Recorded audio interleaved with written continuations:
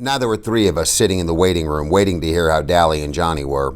Then the reporters and the police came. They asked too many questions too fast and got me mixed up. If you want to know the truth, I wasn't feeling real good in the first place. Kind of sick, really, and I'm scared of policemen anyway.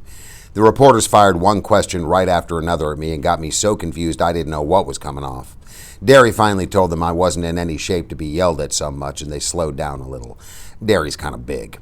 Soda Pop kept them in stitches. He'd grab one guy's press hat and another's camera and walk around interviewing the nurses and mimicking TV reporters.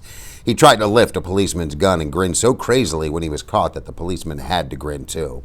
Soda could make anyone grin.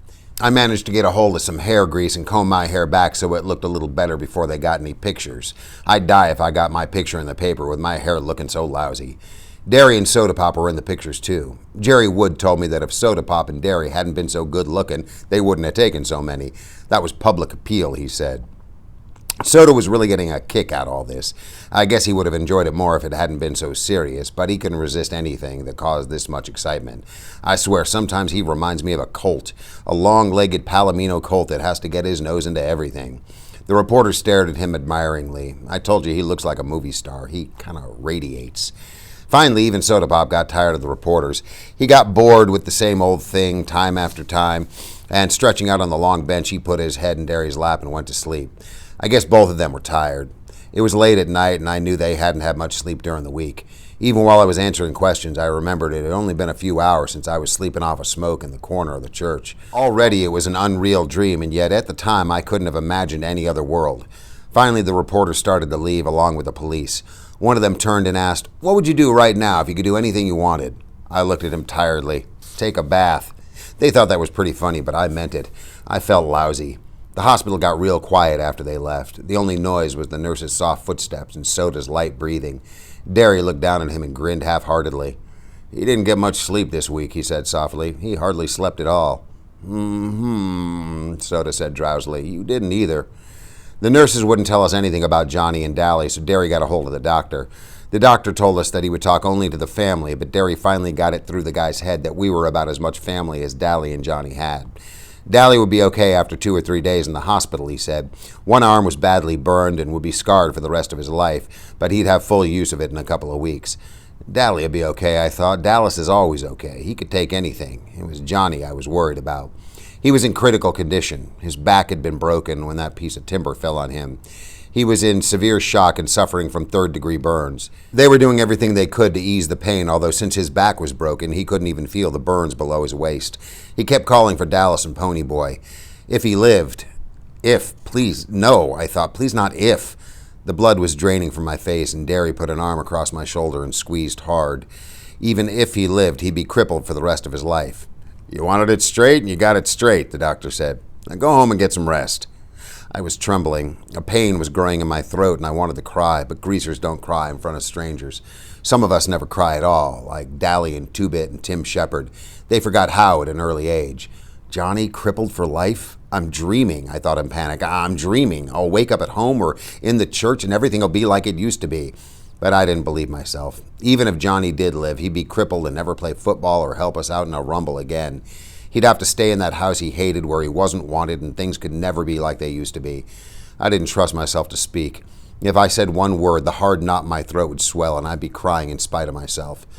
I took a deep breath and kept my mouth shut. Soda was awake by then, and although he looked stony-faced as if he hadn't heard a word the doctor had said, his eyes were bleak and stunned. Serious reality has a hard time coming through to Soda, but when it does, it hits him hard.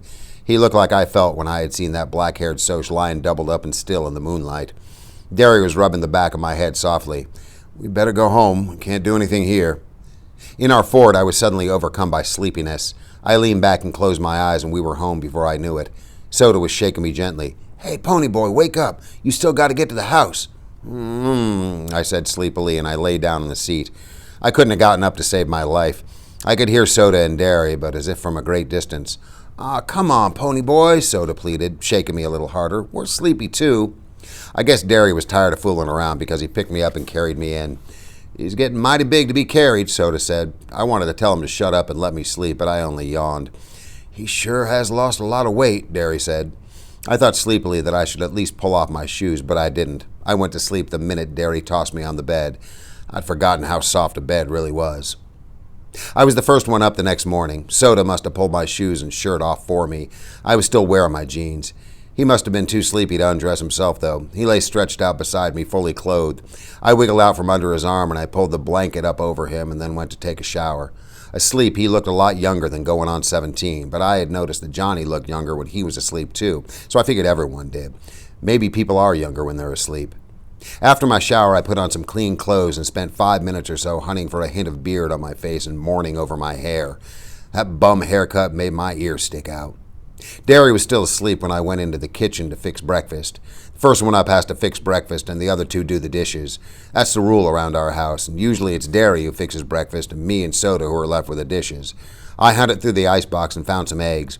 We all like our eggs differently. I like them hard. Derry likes them in a bacon and tomato sandwich, and Soda Pop eats his with grape jelly. All three of us like chocolate cake for breakfast. Mom had never allowed it with ham and eggs, but Derry let Soda and me talk him into it. We really didn't have to twist his arm. Derry loves chocolate cake as much as we do. Soda Pop always makes sure there is some in the icebox every night, and if there isn't, he cooks one up real quick. I like Derry's cakes better. Soda Pop always puts too much sugar in the icing. I don't see how he stands jelly and eggs and chocolate cake all at once, but he seems to like it. Derry drinks black coffee, and Soda Pop and I drink chocolate milk. We could have coffee if we wanted it, but we like chocolate milk. All three of us are crazy about chocolate stuff. Soda says if they ever make a chocolate cigarette, I'll have it made. "Anybody home?" A familiar voice called through the front screen, and 2-Bit and Steve came in. We always just stick our heads into each other's houses and holler, "Hey!" and walk in. Our front door is always unlocked in case one of the boys is hacked off at his parents' and needs a place to lay over and cool off. We never could tell who we'd find stretched out on the sofa in the morning. It was usually Steve, whose father told him about once a week to get out and never come back. Kind of bugs Steve, even if his old man does give him $5 or $6 the next day to make up for it. Or it might be Dally, who lived anywhere he could. Once we even found Tim Shepard, leader of the Shepard gang, and far from his own turf, reading the morning paper in the armchair. He merely looked up and said, "Hi," and strolled out without staying for breakfast. 2-Bit's mother warned us about burglars, but Derry, flexing his muscles so they bulged like oversized baseballs, drawled that he wasn't afraid of any burglars and that we didn't really have anything worth taking. He'd risk a robbery, he said, if it meant keeping one of the boys from blowing up and robbing a gas station or something, so the door was never locked. "In here," I yelled, forgetting that Derry and Soda Pop were still asleep. "Don't slam the door." They slammed the door, of course, and 2-Bit came running into the kitchen. He caught me by the upper arms and swung me around, ignoring the fact that I had 2 uncooked eggs in my hand. "Hey, pony boy!" he cried gleefully. "Long time no see." You'd have thought it'd been 5 years instead of 5 days since I'd seen him last, but I didn't mind. I like old 2-Bit. He's a good buddy to have. He spun me into Steve, gave me a playful slap on my bruised back, and shoved me across the room. One of the eggs went flying. It landed on the clock, and I tightened my grip on the other one so it crushed and ran all over my hand. "Ah, look what you did," I griped. "There went our breakfast. Can't you two wait until I set the eggs down before you go shoving me all over the country?" I really was a little mad because I had just realized how long it had been since I'd eaten anything. The last thing I'd eaten was a hot fudge sundae at Dairy Queen in Windricksville, and I was hungry. 2-Bit was walking in slow circles around me, and I sighed because I knew what was coming. "Man, dig Baldy here." He was staring at my head as he circled me. "I wouldn't have believed it. I thought all the wild Indians in Oklahoma had been tamed. What little squaw's got that tough-looking mop of yours, pony boy?" "Aw, lay off," I said. I wasn't feeling too good in the first place, kind of like I was coming down with something. 2-Bit winked at Steve, and Steve said, "Why, he had to get a haircut to get his picture in the paper. They'd never believe a greasy-looking mug could be a hero. How do you like being a hero, big shot?" "How do I like what?" "Being a hero, you know." He shoved the morning paper at me impatiently. "Like a big shot, even." I stared at the newspaper. On the front page of the second section was the headline, "Juvenile Delinquents Turn Heroes." "What I like is the turn bit," 2-Bit said, cleaning the egg up off the floor.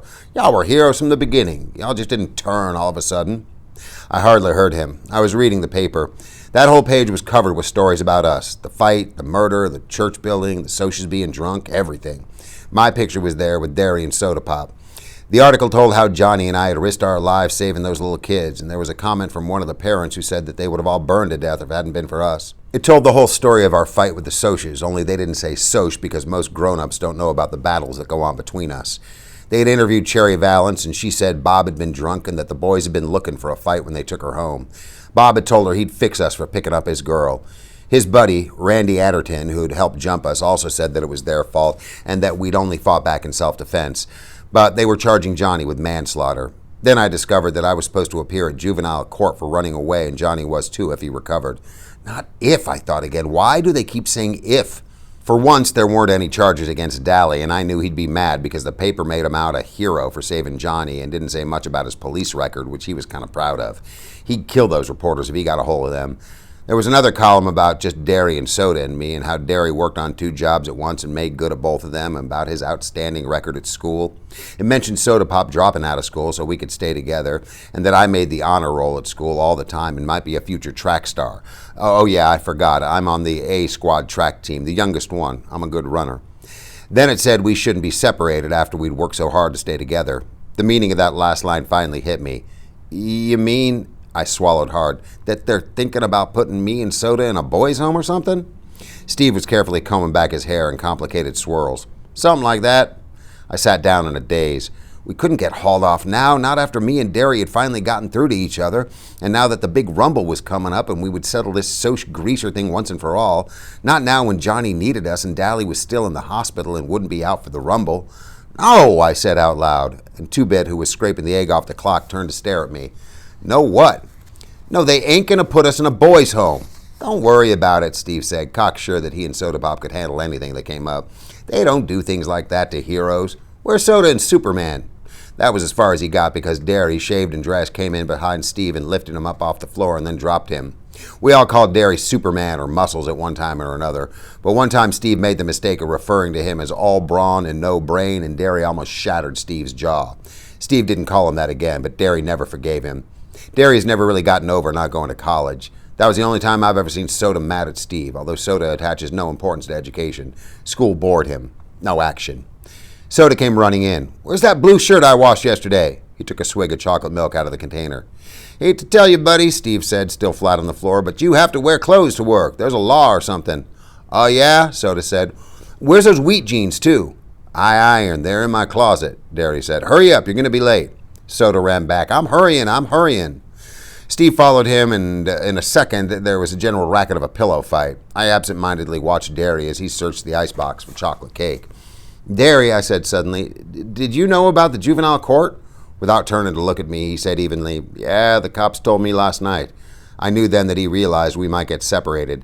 I didn't want to worry him anymore, but I said, I had one of those dreams last night, the one I can't ever remember. Derry spun around to face me, genuine fear on his face. What?